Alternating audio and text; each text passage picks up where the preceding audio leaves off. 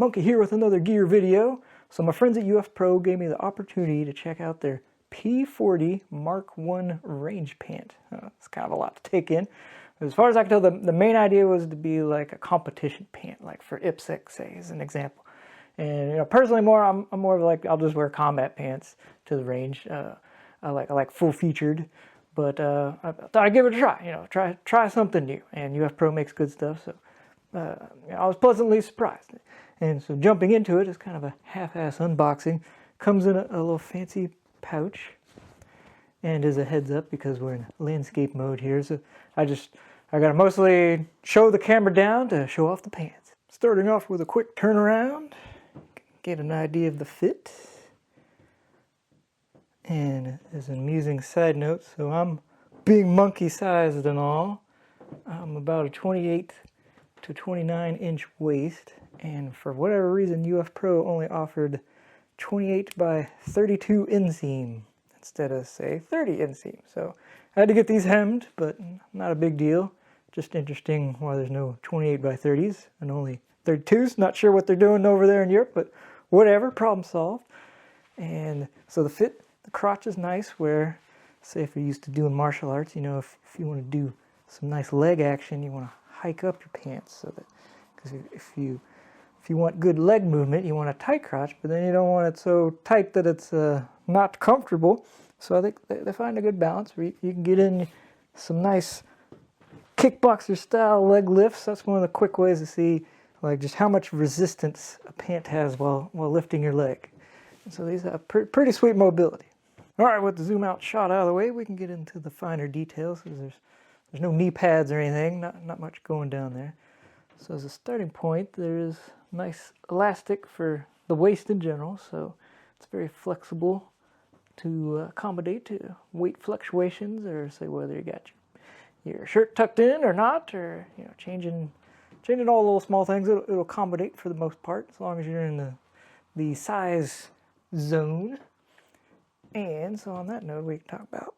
So the fly itself has a nice zipper and a little, I'm not sure the name of it, but the little keeper. So it's a full metal, and click that in there, and then you've got your snap. So that's pretty nice. You don't have to worry about busting out from doing activities. And it's got a double fly zipper. So there's plus and minus this. It makes sense, say you got a big belt rig on. The idea that you can use the double zipper to go up and get your business out. But double zipper does mean it cuts into things. So it's already got semi-high crotch and a double zipper. You don't have a lot of space there to work with. So kind of pluses and minuses there. Normal way, not a big deal. Especially if you open up the button. Plenty of workspace. Mediocre amount of workspace there, but again, pluses and minuses. Depends if you're super set on taking a pee with your belt on. I understand the design decision there. Moving around, so the belt loops I'm a little torn on because they're double. So there's the core belt loop, and then it's got a loop on it, and then another snap. And as far as I can tell, this is for UF Pro's waist flex system. So they've got kind of a low profile belt that they make specifically for these pants and other of their design branch. They're a series of pants.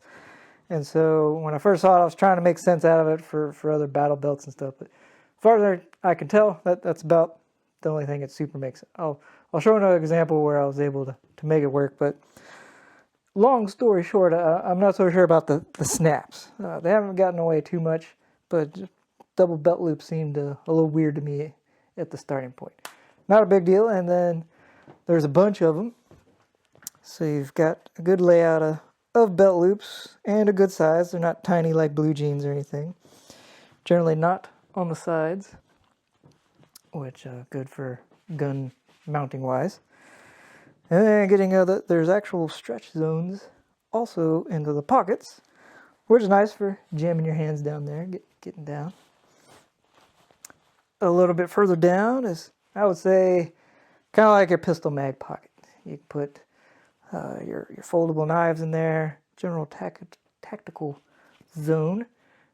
And on the back is actually offset. So this is interesting. This whole zone all the way down to the back of the knee is like stretch zone party. So this is just all stretch. And also while noting that, so this zone here, I guess they intended for sponsors if you're cool enough to have whatever sponsors there, but nothing I'm worried about. I'm not a big competition dude. And while on that subject, this is I believe the brown gray color, very close to Ranger green, luckily. So not a big clash if you want to mix and match with Ranger green here in America.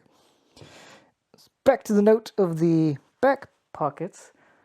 I liked how this turned out because see how they're pushed away almost to the sides. They aren't like right on the butt. And so I was worried because normally I like having frontal thigh pockets, so I miss those. But these are so pushed to the side and they just have no cargo pockets. These work out better than I thought for as far as the things I like to hold, like keys, phone, wallet, and knife. Even though I was worried about this being too low on the pockets, I was still able to hold a desired layout that I'm used to. So I was real happy about that. So far, it's a pretty lightweight fabric, so it's been good for warmer weather. I wouldn't say it's necessarily super breathy compared to like a hot weather specific pant, but pretty good as far as just being light, and it's not keeping in heat on purpose or anything like that. So I give it like a middleweight heat quality, but lightweight fabric, which is good for moving around and being high mobility. And say, I guess while we're here, we show examples of how things fit. So, as expected, easy to fit 30-round rifle mag in the butt pocket. And you can even fit it in the frontal pocket all the way. Goes deep down in there. Quick example of foldable knife in this pocket that I was talking about. Goes right to there. And here's your pistol mag example. It'll go all the way deep in there. Or say if you had a little extended version, works a little bit better, but you can also get that pretty deep in there, depending on whether or not you want it easy to grab or all the way in there. So as a belt example, this is an old 511 belt and 1.75 inch webbing. And so it was actually able to show the double belt loops, making sense. So otherwise, you have to kind of rotate stuff. But say if you wanted to adjust the tail, that's where the double belt loop comes in handy here. So this is your main adjuster, and do little tweaks throughout the day, whatever you need to do.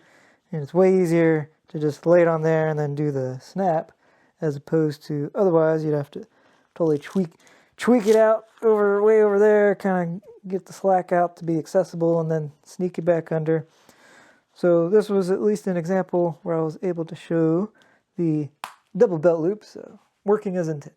Closing it up with a worn example, it's going to, forgive me, end up like a side rant, but I like to use a low profile belt if I know I'm going to be putting a gun belt on top of it. I feel like some kind of overdo it, or the Velcro adjustment, especially if it's like two on a side. It's a little much, not fun to adjust.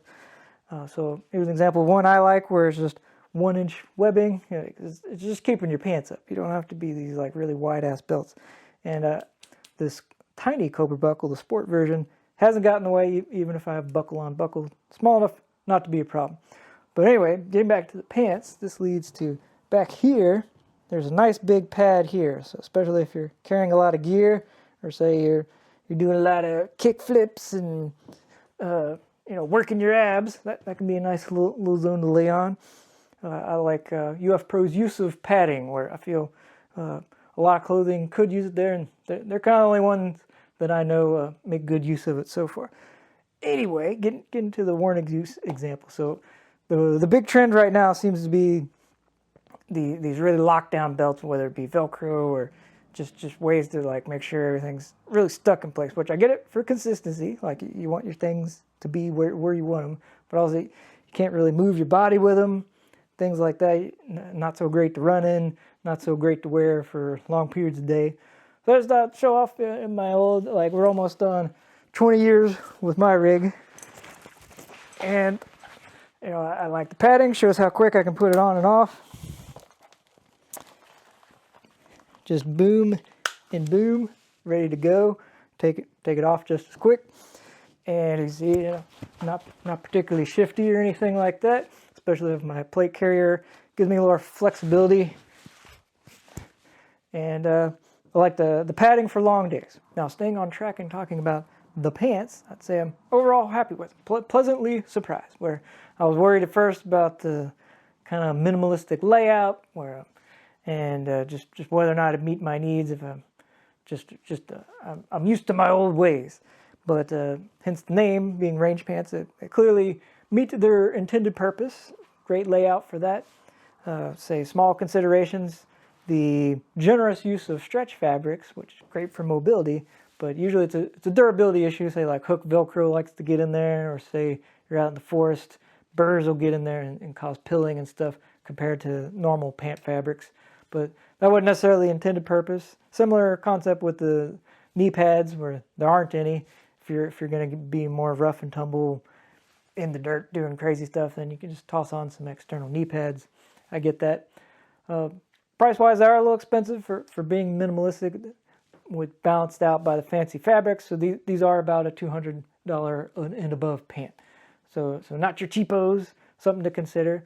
But end of the day, I enjoyed trying something new. Just check out more options for pants. And thanks again for watching. If you like this video and want to support us, check out the MIL-SPEC Monkey Store. Although known for morale patches, we also specialize in a good selection of DIY hardware and tactical accessories.